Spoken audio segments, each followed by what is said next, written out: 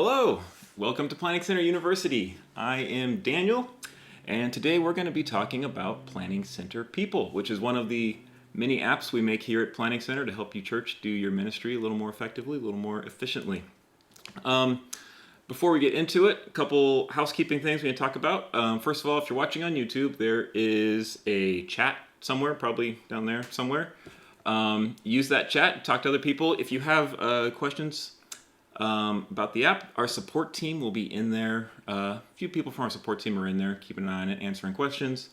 If you have any feature requests, you are best to send those off to support@planningcenteronline.com. We'll take a look at those. And if there are questions that are relevant to sort of the whole group, then we will have a little bit of Q&A at the end, and we'll go over those at the very end, okay? Also, this video will be available later.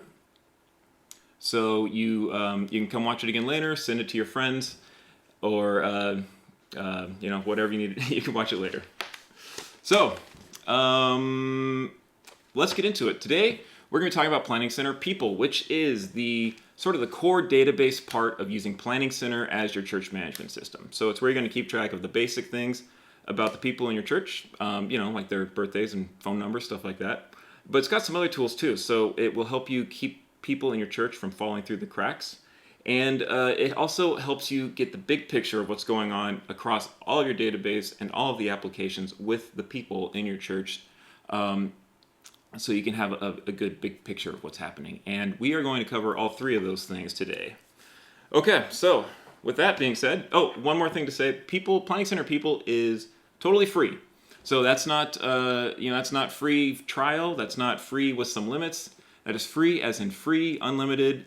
Any church can use it as much as you want, and we're just happy you do. Okay, so let's jump into the app. Here we are. This is we're going to start at the dashboard here. Planning Center People, as you can imagine, is made up of a bunch of people. It's got profiles for everyone, so we will imagine a profile as sort of the basic building block that everything else needs to work on. So we're going to jump over to look at a profile. Use that little search box up at the top and search for Joe Smith. Here's our friend Joe. We'll be looking at him quite a bit today. This is his profile, and it's got, what you kind of expect in it, right? It's got his phone number, his birthday, his marital status, his address, the kind of things that you're going to expect to find in a person's profile. There's three ways to get these profiles into your database to start with. First of all, you can add these profiles manually, obviously. Just type in his name and add a new person. That's one way. Profiles will come in your database through any of our apps that have a public-facing side. So if Joe wasn't in our system or in your system, but then he came in and donated, then we would automatically generate a profile for him and attach those donations to that profile. Also registrations, or if he joins a group. And also via our CSV importer. And so CSV imports are a way to get data from another application and move it into Planning Center People. So if say you're using Planning Center services right now and some other church management system, you can export a CSV from that church management system and import it into Planning Center. And that will either make new profiles for anybody who isn't already in Planning Center, or it will match profiles based on names and email addresses and update the existing profiles with the extra information that you have in the old system. And you can run those CSV imports a few times, run them once a week if you need to while you're transitioning. It's a real great CSV importer tool. We spent a lot of time on it. I'm not going to dig into it right now, but what I am going to do is show you something even better, which is a little superpower. And if you click on the little question mark in the top right, this is in all of our apps on every page, is the help desk. The help desk is where you can get help. When you click on it, we'll look at what page you're on and suggest some articles to you based on what page you're on. We're talking about CSV imports here, and there's a link right there to importing a CSV file, because we know there's a good chance that's what you want to do in here. But if you don't find it, you can also search our documentation here.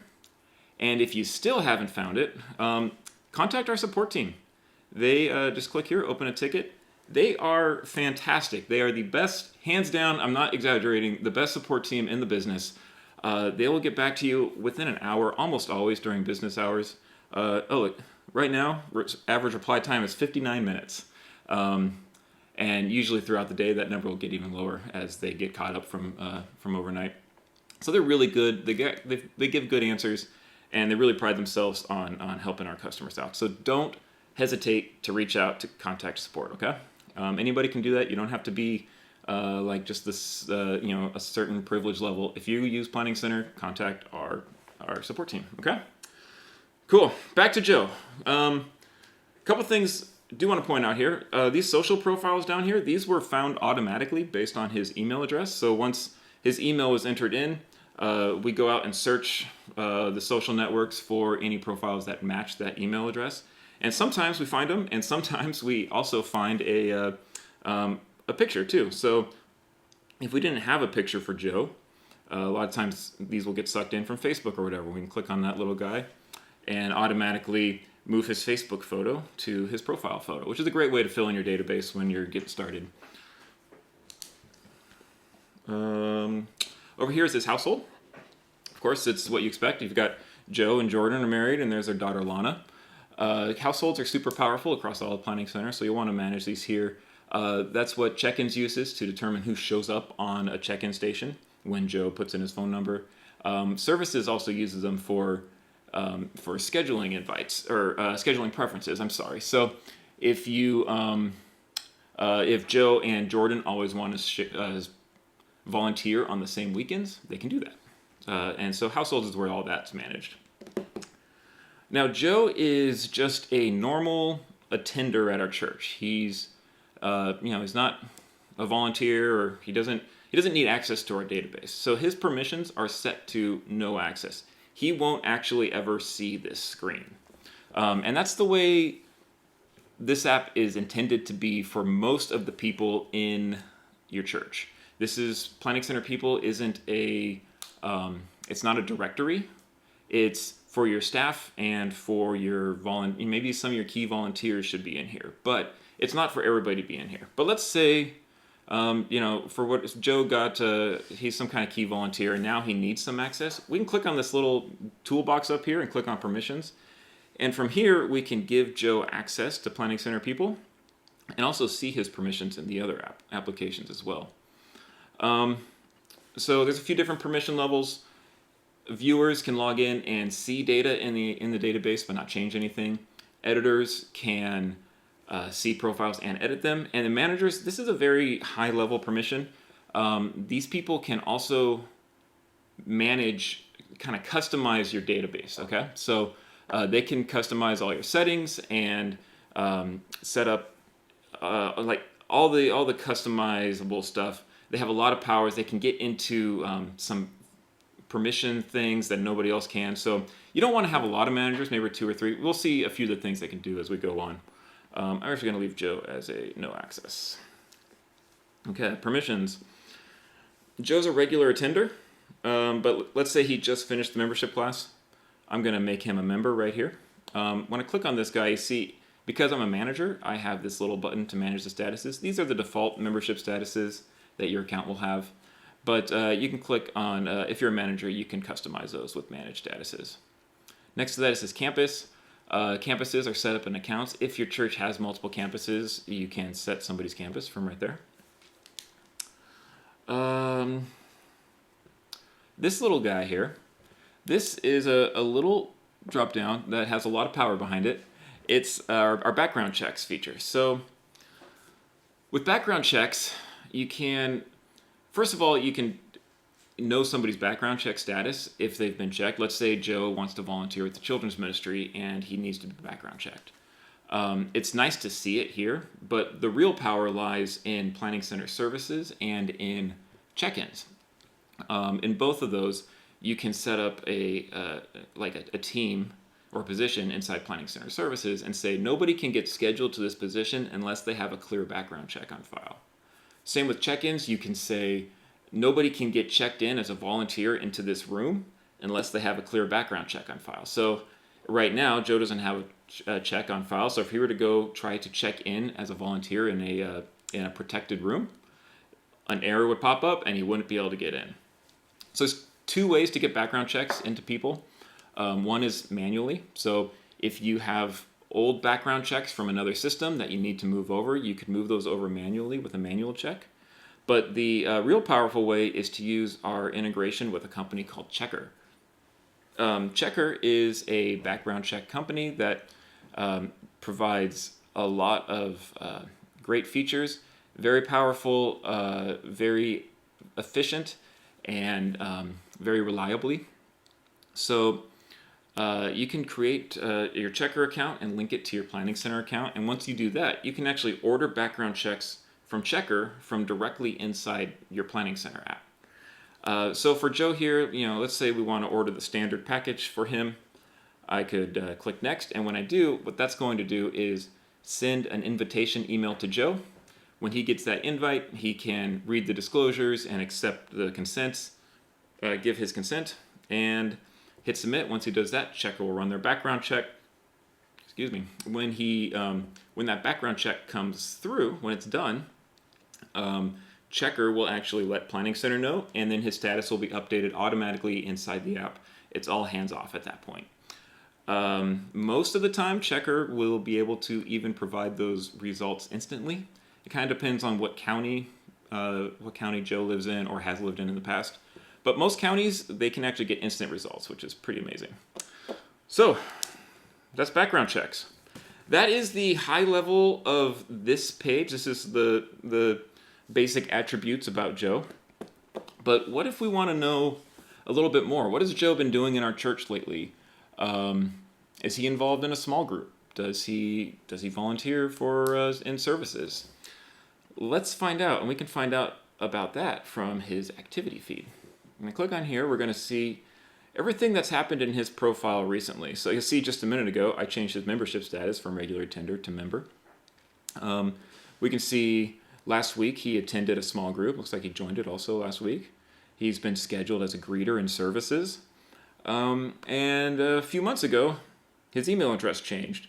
What's great is we even see what his address was before the change. So if you're ever trying to figure out what happened to that, didn't we used to have a phone number for this guy? Where'd it go? You'll probably be able to find it inside his activity feed. So this shows data from all of the apps, but only the apps that you have access to. So I see giving information, or I'm sorry, not giving, groups information in here, but that's only because I am a groups admin. This wouldn't escalate my privileges to be able to get info I wouldn't normally have access to. There's a little filter over here on the right, so if I wanted to hide the group's information, if for example, I just want to see the things that have happened to his profile and people, I could filter down to just people. And by default, we always hide giving when you look at this page, just because we feel like that's a little extra sensitive. I'm going to show it. Looks like he made a donation last month. If I wanted to see the details about that donation or any of these items, you can click on this icon and that will take you to the app and show you that specific piece of activity in that app so you can get all the details. Let's see. So we've talked about his profile, we've talked about his activity.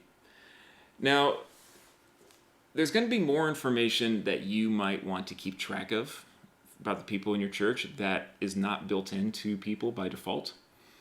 And every church is going to do this a little differently. So what we've done is created custom tabs that you can create your own tab and create custom fields inside those tabs to keep track of whatever kind of data you need to keep track of. So we have some custom tabs down here in this account for our people. I'm going to show you the membership tab. Looks like we're keeping track of Joe's testimony, the date he was baptized. Looks like membership covenant, that's a file. You could actually upload like a PDF or something if you want to keep track of a signed document or maybe like a release form or something like that. You could keep track of that there.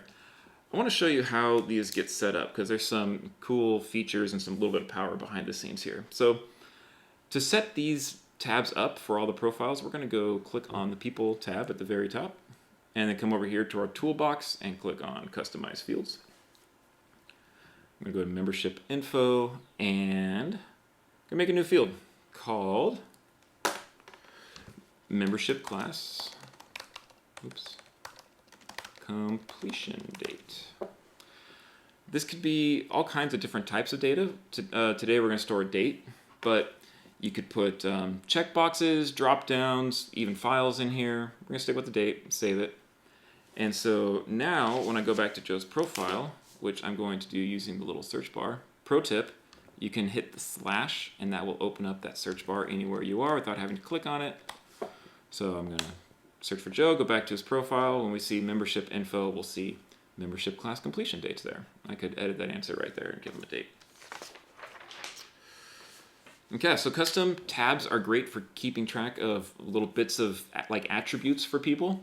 Something like a date, like a baptism date. He only has one baptism date. But what if I want to keep notes about things that happen on an ongoing basis? For example, a prayer request. He might have a prayer request last week and another one today and another one next week. We use notes to keep track of something that you'll want to have multiples of. So notes are available right here on his profile. Looks like Joe has no notes yet. Let's walk through this example of adding him a prayer request for him, okay? So I'm going to come up here and choose a category for this note of a prayer request, and I'm going to say safe travels for his business trip. And hit save. Ta-da, now that's on his profile. That's neat, right? I've got a prayer request on his profile, but kind of tucked away in just his profile doesn't do me a whole lot of good yet, right? If I don't know it's there, I'm not going to pray for him. But we've got some tools for that, so let me show you how that works. I'm going to click here and go to Manage Note Categories. From here, this is where we set up all of those categories. If I click on Prayer Request, you'll see down here we've got a Notifications setting. So all of these people here are our prayer team. So what this is going to do is every morning, Planning Center will wrap up all of the prayer requests that were added to every profile yesterday, put that in an email, and then send it to all of the people in this list here. So they don't even need to log into Planning Center. They don't even have to have any kind of permissions to be able to log into Planning Center. They can just get that. It's a nice mobile-friendly email. They can read those prayer requests anywhere they are and pray for people anytime. So you can set up notifications on any of your note categories, of course. There's also some permission settings around note categories. So right now we have it set in this app, or this account, we have it set so that everybody who's an admin can log in and see the prayer request. But we could also change that and say, you know what, I want just only Aaron and Aaron's the only person who can, or Aaron and myself are the only people who can see the prayer requests inside Planning Center. And so you can keep some of your more private notes private. If maybe you're putting counseling notes in there, right? You don't want anybody to see your counseling notes, but you could put just your counseling team has visibility into the counseling notes. So if they go to Joe's profile and they have access to the note category, they'll see the notes. If they don't, they won't. There's one more place you can see all of the notes, and that's by clicking on Profile Notes here. You can also get there from the dashboard. You go to Dashboard, Profile Notes. And this is all of the notes of every category across all of the people in your database. You can filter here, so I'll say, I just want to see my prayer requests. I could even say just my prayer request in the last week. Looks like this is the only one right now in the last week. And from here, you can export it or even print it out in a real nice format that's easy to take with you to your staff meeting and hand it to other people on your staff, or take it to your prayer meeting. And that's notes. Okay, so we have talked about some specifics for people. So this is Joe. Here's a bunch of specific information about him. Now, how do we use that information to follow up with Joe? What if we want to, Joe wants to become a member or get baptized? There's probably a multi-step process that we need to make sure he's walked through before that happens. He might need to take a class or get background checked or take some kind of training if it's for volunteering. For that, we use a tool called workflows. Workflows are how you can set up a process, a multi-step process, and walk people through it and make sure nobody falls through the cracks. the best way to explain this is to just show you a great example. So our example today is going to be our new children's ministry volunteers. So anybody who signs up to be a teacher in a kid's classroom, for example, they're going to go through this workflow. So let's just say, so here's our children's ministry workflow. We've got some steps over here. In order to go from, I think I want to volunteer, to you're in a class teaching, there's going to be a phone interview where a ministry leader is going to talk to this volunteer and just sort of make sure they know what they're getting into. We're going to send them an email. They're going to get a background check. Once that background check is clear, then we're going to add them to the team and services. What's great about workflows is not only does it help you walk these people through the steps, but it ties in features from all of our applications to make it super easy to do that. Okay, so let's just walk through an example here, and I'll show you where all those tie-ins come in. So I got a Sunday morning. Annie Romero filled out a piece of paper and dropped it in the offering plate that said she wants to volunteer for children's ministry. So I'm going to click Annie Romero and add her to this workflow. Ta-da, and you see now she's on this step called phone interview. If I click on Annie here, you'll see this is what we call a card. And a card is where you can keep track of everything that's happened with Annie as she's progressed through this process. So this first step is to give her a call. Let's just say I called her and it's 2019, so she didn't actually answer her phone because nobody does anymore. So I'm going to say I called, she didn't answer, period. Save a little note. And now in this card history, you see, well, I created this card. I was assigned to this card, meaning I'm the one responsible to call her. And then I left a note. Okay, yay, neat. I'm going to close the card. And here she is in my to-do list. Now this is kind of annoying, right? Because what I want to think of this list of people here. There's only one in this list, but I want to think of this as a to-do list. If there's somebody here that is in my list, I should be able to call them and do something. But I just called her. I can't call her, right? So I want this card to just disappear for a while. So I am going to use our snooze feature. I'm going to snooze it for 3 days. Okay? Now when I close this, you'll see she's gone. It looks like, hey, ta-da, I have nothing left to do here. I'm good for the day. Now what's going to happen in 3 days is that card is going to unsnooze itself. It'll show up right here in this list. And I'll get an email saying, hey, there's a card in the new children's ministry volunteers workflow ready for you to work on. But let's say Annie calls me back. I can click on snooze to go find her card and unsnooze it. Okay, so now she's back in the ready to be worked on. See, now she's over here in ready. I'm gonna say, yep, I talked to her. She is in a small group and wants to serve. I talked to her. There we go. Save that note. It's on her profile. And so I've had this phone interview. I'm done. I'm ready to move her on to the next step. I'm going to hit complete step. Ta-da. So now she's on this second step of informational email. You see I've got nothing left to do on this step. On step 2, there's this little green 3, meaning there's 3 cards on that step waiting for me. So let's take a look at this step. There's 3 people in here. They all need to get this informational email. There's a couple ways I can do this. The one way would be to open up the card, and instead of adding a note, I could send an email. So I could say, hello, and type out my email right there and hit send, and that would send her an email. That's one way to do it. A better way would be to, if you see when I put my mouse over here, there's a little checkbox. I can select that, and when I do, I get these actions that open up.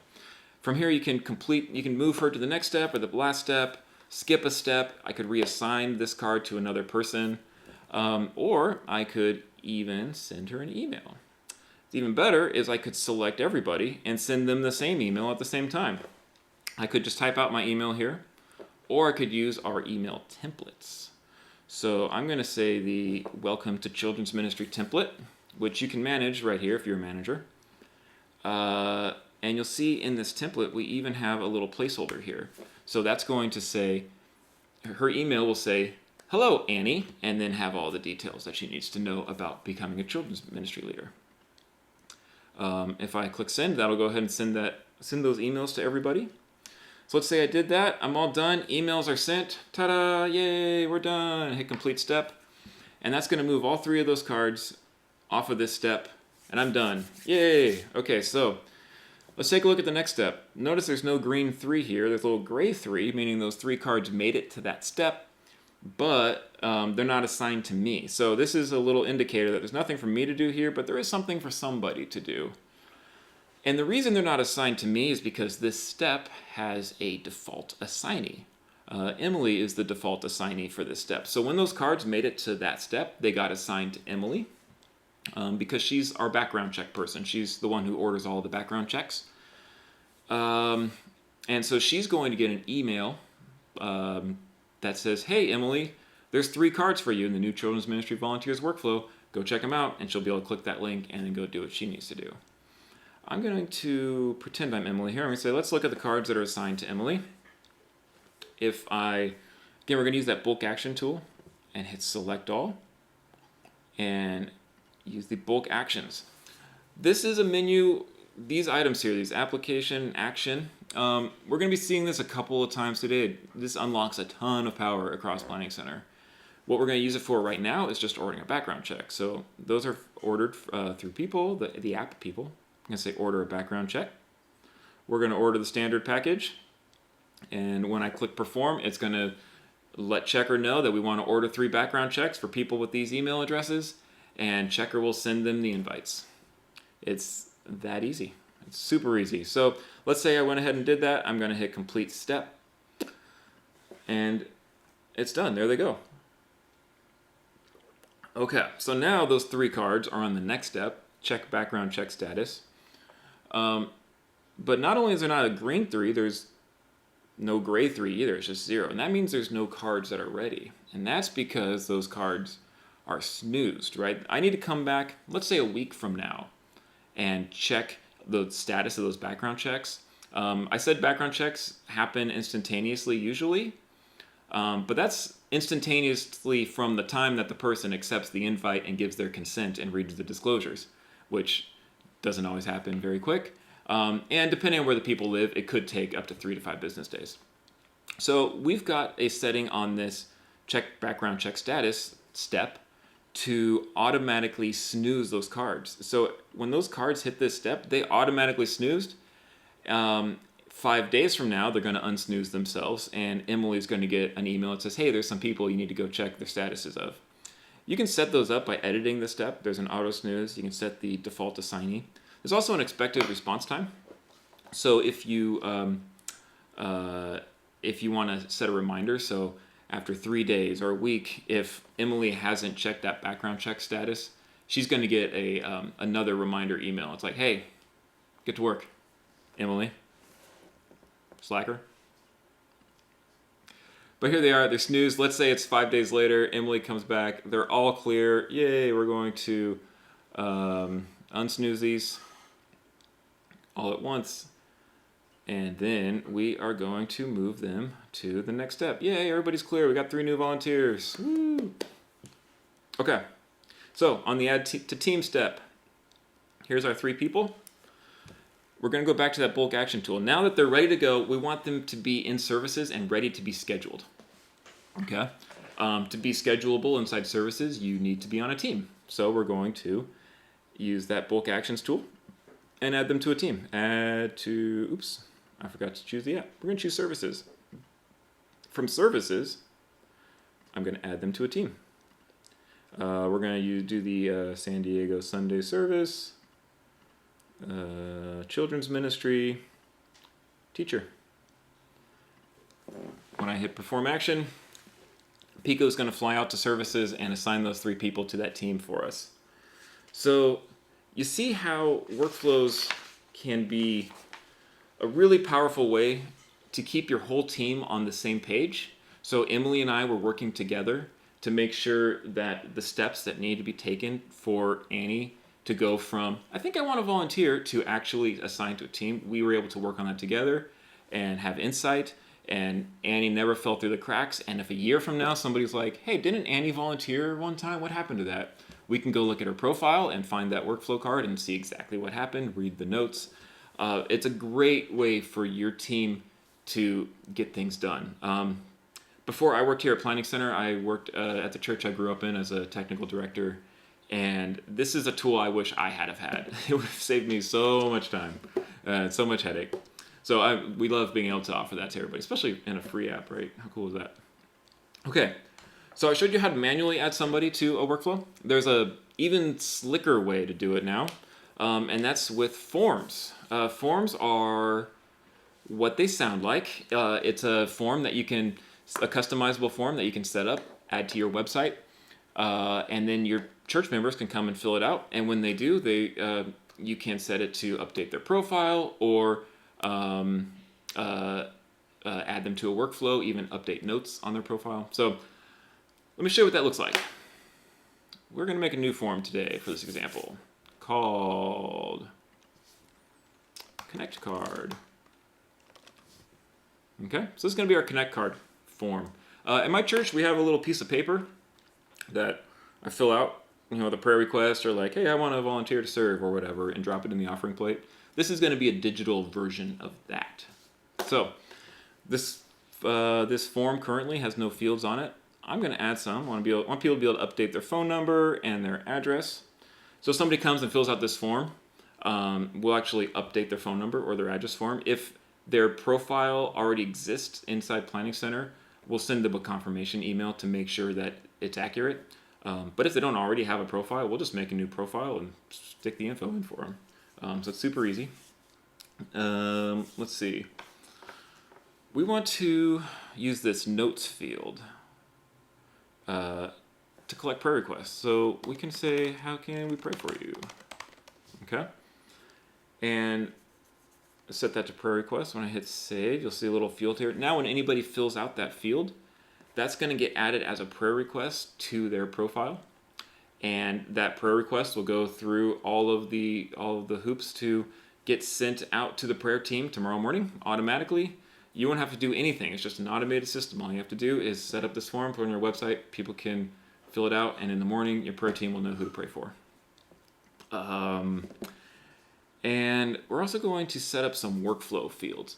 And these are ways to get people who fill out this form into a workflow. So I'm going to show you two examples. One's going to be, today I gave my life to Christ. When somebody checks this box, we're going to add them to the new believers workflow. Save, okay? So that's a basic workflow type of field. There's also checkboxes or a multiple choice. So this one is like, I would like information about serving in, and we're going to give them a few options. They might want to serve in children's ministry, and if they check that box, we're going to add them to the new children's ministry volunteers. But they might also want to be on the worship team, the band, okay? And we've got a worship team interest workflow. You could have as many options as you want there. I'm just going to do 2 for this example, but now somebody could check one of these check boxes and end up in the appropriate workflows. That's how easy it is to set up a form. I'm done setting up this form. Let me show you what it looks like for the congregant. There we go. So this is the form that you'll be able to either link to from your website or embed on your website. Let's fill this out, okay? Just so you can see what it looks like. I'm Bill Smith. Bill at example.com. Don't email him. He's probably not a real number. Here's his phone number. 1222. We'll skip the address. How can we pray for you? We'll skip that. Let's say he wants to serve in the band. How about that? Okay. I'm going to hit submit. Ta-da! Done. It was that easy, right? Didn't have to log in. Didn't have to do any futzing around. He just filled out the form. He's done. If I go back to our other tab, okay, I'm going to click on submissions, and we'll see now we have a new submission from Bill Smith. It was that easy. I'm going to click on this, and here's all the details about the submission. If I go to his profile, we'll see it generated a profile for him and put that email address and that phone number. we can go to workflows, and look, it added him to the worship team interest workflow. I'll click on that, it'll take me over to the worship team workflow. Pretty slick, huh? I mean, what a great way for people to be able to volunteer. Because Bill was added to this workflow, whoever the default assignee is on this workflow is going to get an email in the morning. Michael Smith, oh man, you got a great worship team, huh? He'll get an email in the morning saying, hey, you need to give Bill a call. Let me go back real quick. Let's go back to Bill's profile. Oops, that's like how it worked. Now, what if Bill was already in your database but used like a different phone number than he normally used? And so you ended up, instead of matching his profile, we made a new one. We have a tool called Duplicate Detector that will find that. So sometimes it takes a few minutes for that duplicate to show up. But we've got some other duplicates here. So this is Ashley Johnson. So Ashley, we went to dashboard and then clicked on potential duplicates. Ashley is she's been in our database for a long time, since 2012. But I have this new profile that was created last week that our system, the duplicate detector, automatically found out or figured out that, like, hey, I think these two profiles might be a match. Our duplicate detector looks at a whole bunch of different variables to make those decisions. Here it looks like it's probably caught on to the fact that the name is a common different way to spell the same name, or even that maybe they might be a misspelling, or that they sound the same. So we're going to look at this. Looks like, well, she attends a group. We can click on this and figure out her group history. She just started joining a group. You know what probably happened? This is probably the same Ashley. But I bet you her group leader typed it wrong. Okay? So I bet you her group leader typed her name in wrong. So I'm going to hit merge. And when I do that, that's going to move... And that's going to take all of the information from the new profile and merge it into the old one. So all that group history that came with that new profile is going to be added to the old one, and then the new one's going to be deleted. Yep, we're going to merge. Ta-da, and we're done. And now we only have one Ashley. Let's go back to view more duplicates. Actually, let's go back to the dashboard. So, forms. They're great. Let me show you a couple other things you can do with forms before we move on from them. Let's see. So I'm going to click on the settings tab here. All forms are always available to all managers. So every manager in your database can always see every form and turn it on, turn it off, delete it, change its fields. And we do that intentionally because we don't ever want to have a situation where you have a form that is controlled by, that only one person has access to, and now that person doesn't work here, and this form is doing things in your database that nobody has any control over anymore. So all of your managers can always manage all of your forms. But you can give people with less access than manager access to a form as well. So let's say Derek, who is our youth pastor, needs to be able to see the people who filled out this form. We can give him access with the sharing tool here. He has view-only access, so he can see who submitted it, but he can't really manage the form. But if we wanted him to manage the form, we could give him access to that. And now he'll have access to the settings page and be able to control the automations, which I'll show you here in just a second. There's also a notification list. I could say, Derek wants to get an email. Every time someone fills out this form, he's going to get an email with those details about everything that they put into that form. We can turn the form on and off. And there's also some code here that you can use to embed this form on your website so that you can say, fill out this form, and the form just pops up in a modal on the site. To set that up, follow these directions. There's a little HTML. You'll probably need your web person to be able to get that going. Okay.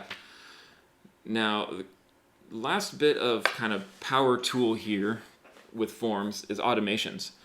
So we saw those bulk actions earlier where we were able to order a background check inside people and set someone to a team inside of services. There's a whole slew of bulk actions that are available across all of our apps. So I'm going to set one up on this form that I want to say every time somebody fills out this form, I want to send them an email using one of our templates. So I'm going to send them the free coffee on us email.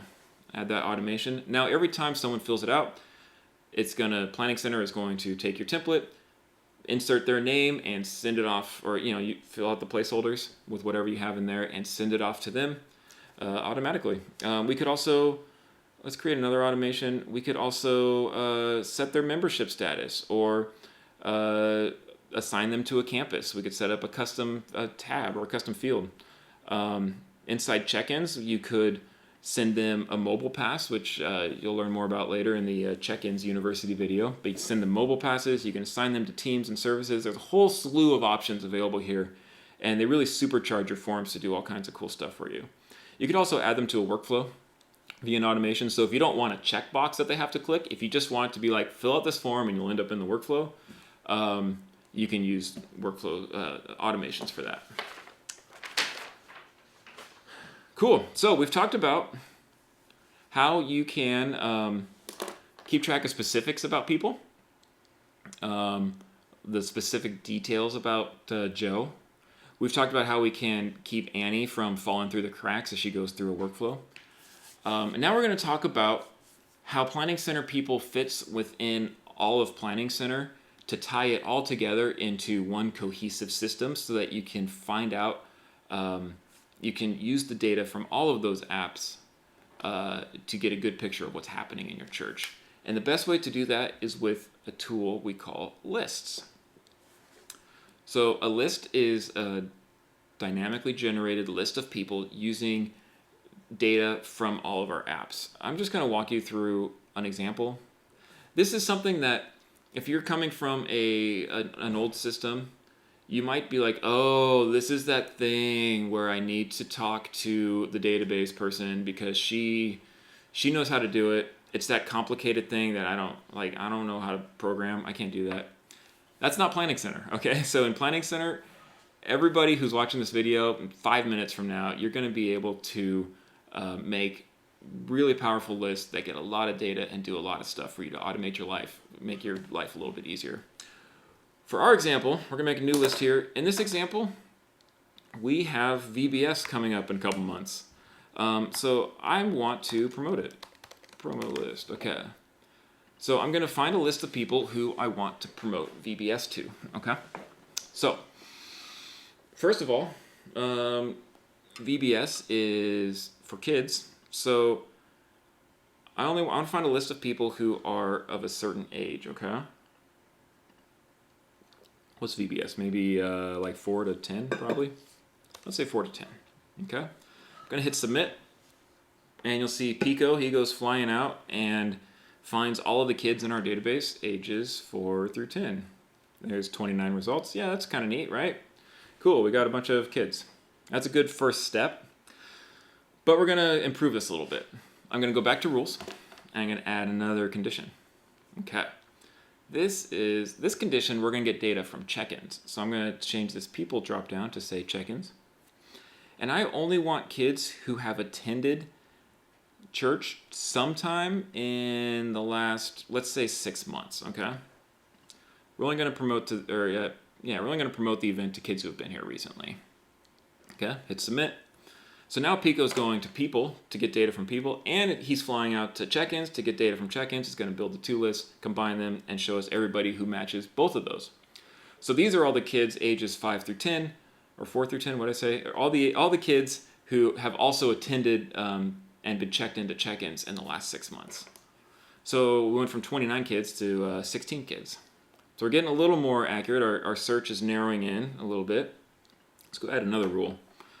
We've already been taking VBS registrations for a while, and I don't need to email the people who have already registered for the event to go register for the event, right? That's annoying.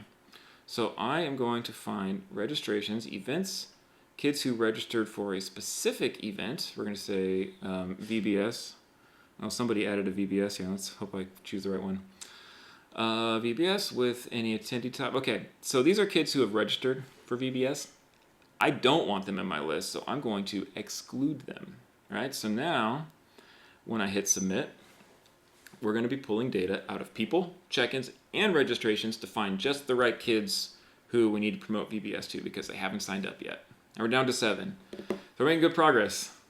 The one problem here, though, is that these kids are 4 years old and they don't check their email very often. So I don't want to email them. I want to email their parents. So I'm going to change my list to, instead of including the exact kid matches of these rules, I want to find the adults in the households of these kids. So that goes back to that households feature we talked about really early on with Joe's profile. Want to hit submit again. See, our list is returning now the adults of those kids. If any of those kids aren't in a household, it will return the kid themselves instead of an adult. So that's why our list has a couple of kids and a handful of adults as well. And that's how easy it is to make a list. I said 5 minutes. I think it was 6. It was 6 minutes, and we made a crazy powerful list that anybody can do. This is one of my favorite features in all of Planning Center because it's so powerful. And it gets more powerful with what you can do with it, right? It's great to have a list of 10 names here, but now what? I said I wanted to email them, right? So there's an email button. I can click on that, and that will actually use our MailChimp integration. So if you have a MailChimp account, you can connect that to your Planning Center account. And when you hit email, you can fill it out, and that will generate a campaign inside MailChimp and send them an email. So that's great because sometimes these lists can be huge, right? You might have 1,000 people on a list, you might have 20,000 people on a list. You can email them all through MailChimp, no sweat. Plus you get all of the great analytics and everything that comes from MailChimp. It's important to notice that this list was up here. It says last refreshed a minute ago. These results are the results as of when I generated the list and refreshed it. So if I come back to this page tomorrow, maybe some of these kids have registered by then, but this list is going to still be the same. I need to refresh that list to generate fresh results.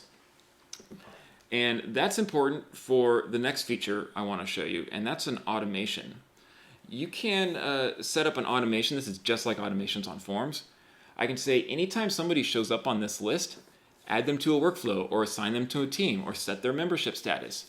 And that is a great example of that is if you have a list that looks for anybody who is of a certain membership type, but hasn't been attended a small group in the last 3 months, for example.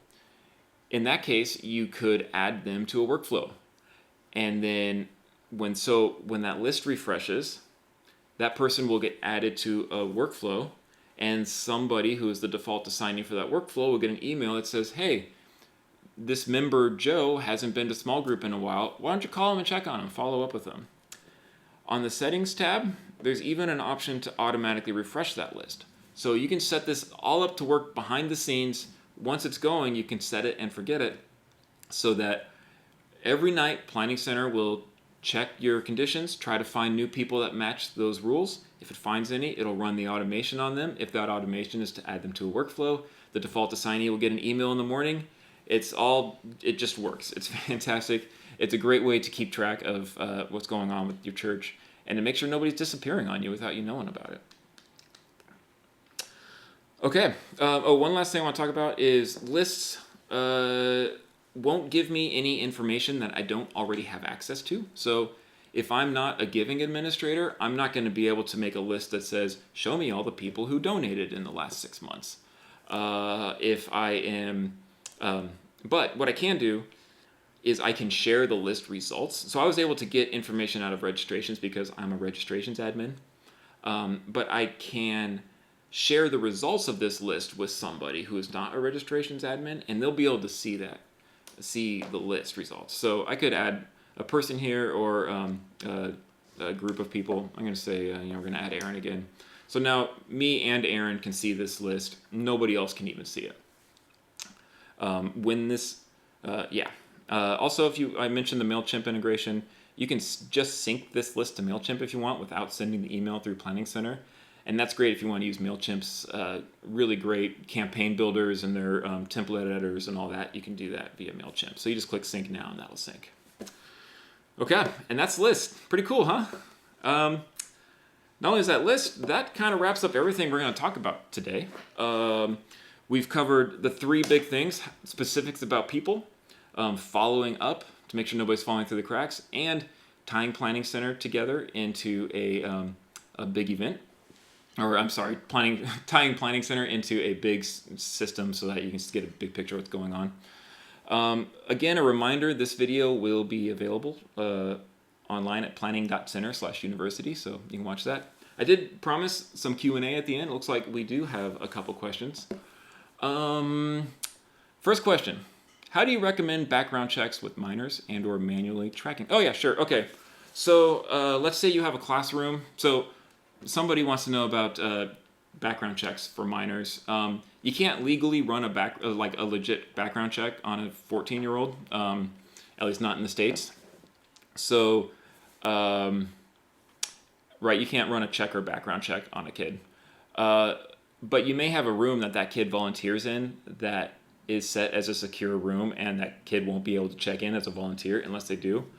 The best way to handle that is, let's see, let's go to Bill's profile. We'll add a manual background check. You would add a manual check for that, and you can even set a expiration date. So if Bill was a minor, we would know that, and we would actually set that date as his 18th birthday automatically. So what I would suggest is set their 18th birthday as the date that background check expires. And that will get, so then Bill will be able to check in to volunteer until he turns 18, and then that background check will expire, and you'll be able to order a real one. I hope that answers your question. I don't have any feedback. Is there anything else? Any other questions? Looks like probably not. Cool. All right. Well, thank you so much for watching. I hope this was as fun for you as it was for me. Again, if you have any questions, please reach out to support and send that link, planning.center/university, to all your friends. All right. Have a good day. Thank you.